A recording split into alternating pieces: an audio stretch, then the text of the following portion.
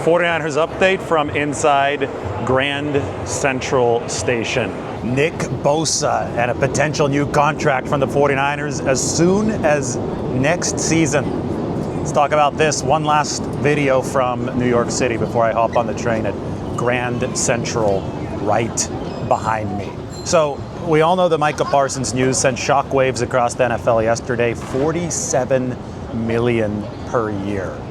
Now, I want to talk about the balance of power in the NFC because obviously the Packers have gotten better, but the finances are what are wild to me. Even with salary cap inflation, you would expect the top of the edge rusher market to be around 41 or 42 million right now, prior to the contract that the Packers gave Parsons. Remember that just 2 years ago at this time, the 49ers signed Nick Bosa, and 34 million per year was the very top of not only the edge rusher market, the entire non-QB market. So 34 million is now out of the top 5 in the edge rusher market. Nick Bosa is at number 6. If you look at his deal next season, he's at a $22.7 million base salary, which is above the veteran minimum base salary of $1.2 million this year, which means that the first renegotiation is possible in 2026. If Bosa didn't deserve more money by 2026, then it would just be a standard renegotiation. You convert the base salary into signing bonus and you move on with a lower cap hit. But because the edge rusher market has exploded, thanks primarily now to Micah Parsons the way that it has, if Nick Bosa delivers a big year in 2025, he's going to be in line to ask for a pay raise in 2026. Just the way that it works, because Parsons is now near it is quarterback money. 47 million a year is QB money. Brock Purdy is paid like a top 7 quarterback, and he's at 53 million per year, just a little bit above where Micah Parsons is. So I think that we've seen this market correction happening at edge rusher because they are so important. It's surged from Bosa on upwards. I mean, Aaron Donald was the highest paid defensive lineman, and he was a defensive tackle, although he did play some outside. But it's surged since Bosa through TJ Watt, Max Crosby, all the way up now to Micah Parsons. And this correction is there because the quarterbacks are so highly paid. They're obviously very important, but possibly the biggest antidote in football to the QB is the edge rusher who can get on him very, very quickly. Any defensive lineman who can get on the quarterback very quickly can obviously neutralize an opposing offense. So that's why we're seeing the edge rushers paid what they are. That's why the Packers were willing to trade and pay for Micah Parsons, and that's why the 49ers were willing to pay 2 years ago for Nick Bosa. And if he delivers another good year, the 49ers are going to have to probably pay up even more in 2026, just how all this stuff works. Now, as far as NFC balance of power, I really liked Green Bay's defense already last year. This was already a solid defense. I actually think that the weaker point of their team is quarterback. I mean, the 49ers fans saw it in the NFC playoff game, the divisional round game in 2023. Jordan Love lost that game for Green Bay. I mean, boneheaded interceptions, and until he proves that he can do that against a team like the 49ers were in 2023 in the playoffs, they can't go all the way. He did it against the Cowboys, but we see how the Cowboys are run. We see that Dallas is not a serious contender. He didn't do it against the 49ers. So the Packers can improve their defense, and this will, especially in the pass rush. But until they find true playoff level stability from Jordan Love on the offensive end at that quarterback position, the kind that Brock Purdy has given the 49ers, the kind that other top quarterbacks in this game have given their teams, until that happens, Green Bay is going to be stuck as a playoff team, but not as a championship team. That is the key for the Packers. Now, you do worry about their run defense. If you're looking at the way the 49ers are building this defensive line, they've let go pass rushing forward players to focus on run defending players because they were so bad defending the run in 2024. And 2023 wasn't good either for San Francisco, but it was better. So the 49ers have doubled down, put all chips in on run defense. In a similar way, Dallas has struggled with run defense year over year. And when you did hear Jerry Jones talk, I thought the one point that was solid that he made was that the team needs to be better run defensively. And Kenny Clark, the defensive tackle coming over from Green Bay to Dallas, should actually help with that. I don't think that Micah Parsons is the strongest run defender. When the 49ers played the Cowboys all those times with Micah Parsons on the other end, the 49ers strategy was simple, and it was run the football right at Micah Parsons. Neutralize his ability to pass rush, run the football right at him. So if you're the Niners and you're playing Green Bay in the playoffs this next season, I think they're going to run right at Micah Parsons. That's proven to be the strategy that can neutralize the guy with the highest pressure rate in the game, right? Parsons is really, really good when he's pinning his ears back and getting after the quarterback, but he's not doing that if you can run the ball successfully. So the Packers lose Clark, gain Parsons. You could talk all you want about the price. It's obviously very high, a couple first-round picks and Clark and the $47 million per year, but that's the kind of premium price that edge rushers command on this market. And edge rushers have always been game changers. And I talked about this earlier. It's so funny that the Packers, their president's Ed Policy, his dad is Carmen Policy.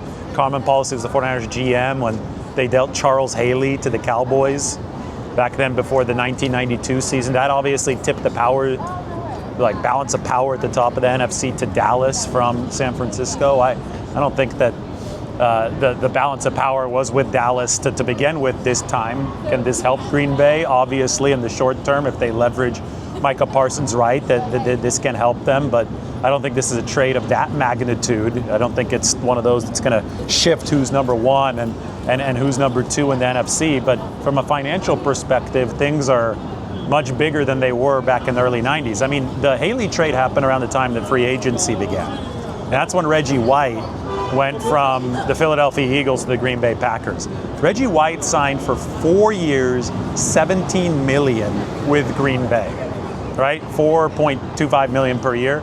So we've gone from $4.25 million per year for Reggie White and the Packers to $47 million per year for Micah Parsons from the Green Bay Packers. That definitely outpaces cap inflation. So the business of the NFL, every single day it seems like we have some sort of news, not this kind of news obviously, but the business of the NFL is absolutely absurd at this point. And quarterbacks had run away with the compensation wars, and now edge rushers are catching up. And I kind of like the fact that there might be a little bit more balance at the top. But it started really with Josh Allen's contract this offseason, right? We saw Dak Prescott sign for $60 million a year.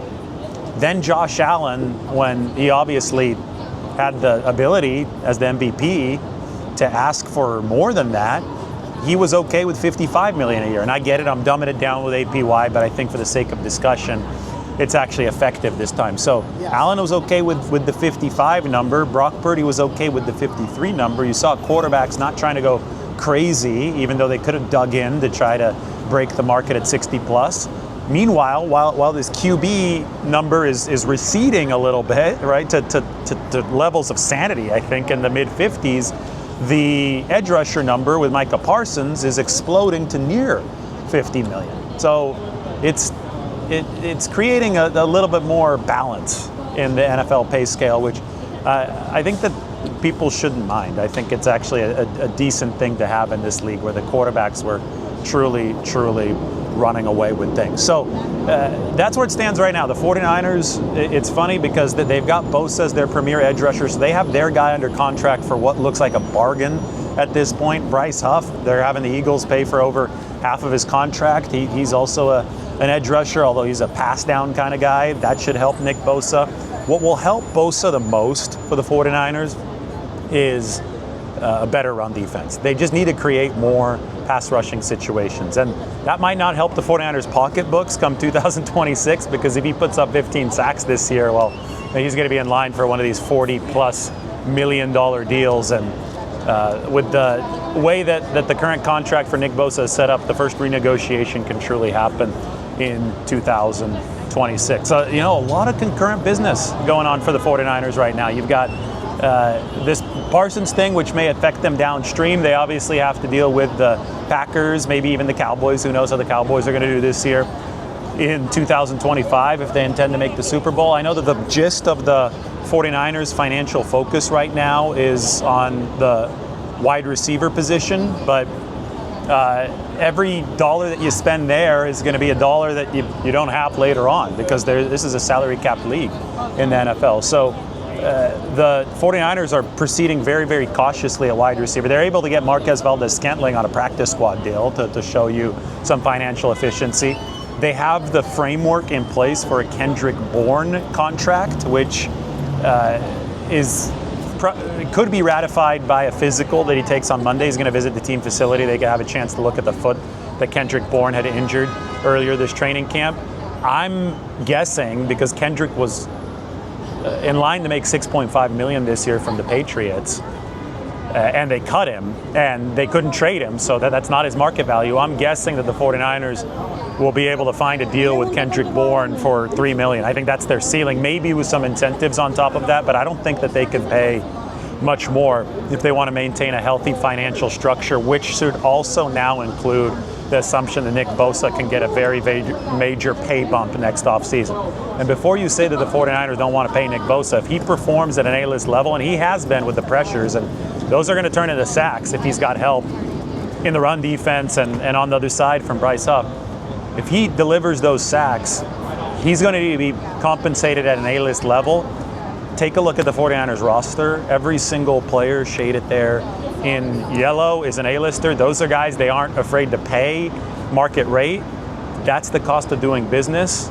That's where this is all headed. Micah Parsons affects the 49ers in that way, and now we'll see how Bosa and the 49ers perform on the field, because that's going to determine how the dollars on the salary cap spreadsheet are going to work in 2026. But rest assured, they budgeted for this. They continue budgeting for it. That's one of the reasons why they are tightening the belt the way that they need to at wide receiver. They've already got their A-lister and Brandon Ayuk at wide receiver. They can pay Juwan Jennings as their second guy, but they can't pay him as another number one.